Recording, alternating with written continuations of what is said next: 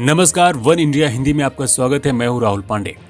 ऐसा कम ही होता है जब किसी वैश्विक मामले पर भारत और चीन एक पक्ष में खड़े हों और दोनों एक दूसरे का साथ दे रहे हों। लेकिन आगरा के रहने वाले आलोक शर्मा बार बार भारत को अंतर्राष्ट्रीय मंच पर बदनाम कर रहे हैं। कौन है ये आलोक शर्मा और ये भारत को बार बार मुजरिम क्यों ठहरा रहे हैं? जलवायु परिवर्तन पर वैश्विक सम्मेलन खत्म हो चुका है, लेकिन इस दौरान तमाम देशों के निशाने पर भारत और चीन थे। रोम में हुए सम्मेलन के दौरान इस तरह का माहौल बन गया था मानो भारत और चीन ही विश्व में प्रदूषण के लिए जिम्मेदार हों। अमेरिका और पश्चिमी देश जो सालों पहले औद्योगिक क्रांति की वजह से खुद को विकसित कर चुके हैं, वो इस वक्त भारत के विकास के पहिए पर ब्रेक लगाना चाहते हैं। लिहाजा आलोक शर्मा ने भारत और चीन की जमकर आलोचना की है और एक तरफ से कहें तो भारत को अंतर्राष्ट्रीय मंच पर बदनाम करने की कोशिश की।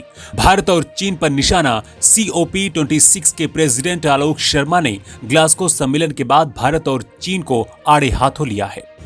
COP26 के अध्यक्ष आलोक शर्मा ने चेतावनी देते हुए कहा है कि ग्लासगो जलवायु समझौते को कम करने के बाद भारत और चीन जैसे गरीब देशों को खुद को समझाना होगा।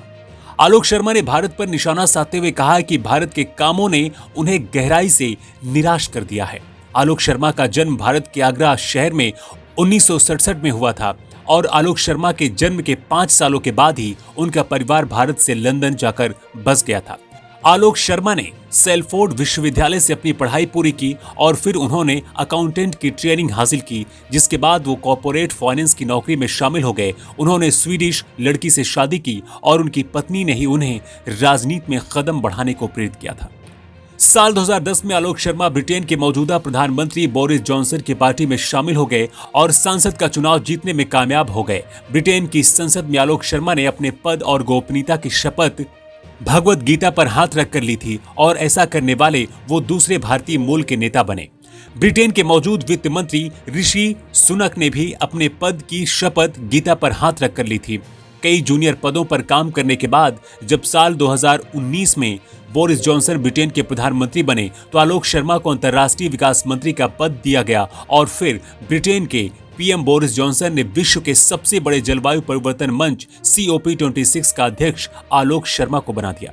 प्रदूषण फैलाने में भारत से भी आगे चीन और अमेरिका है और तीनों ही देशों ने आने वाले सालों में कार्बन उत्सर्जन कम करने की शपथ खाई है, लेकिन बदनाम सिर्फ भारत को किया जा रहा है।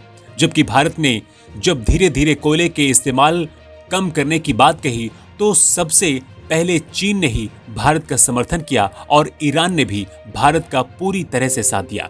लेकिन आलोक शर्मा चीन और अमेरिका से भी ज्यादा भारत को खलनायक ठहरा रहे हैं और अंतर्राष्ट्रीय मीडिया में भारत पर इसकी भड़ास निकाल रहे हैं। इस खबर में इतना ही। ज्यादा अपडेट्स के लिए आप बने रहिए वन इंडिया हिंदी के साथ।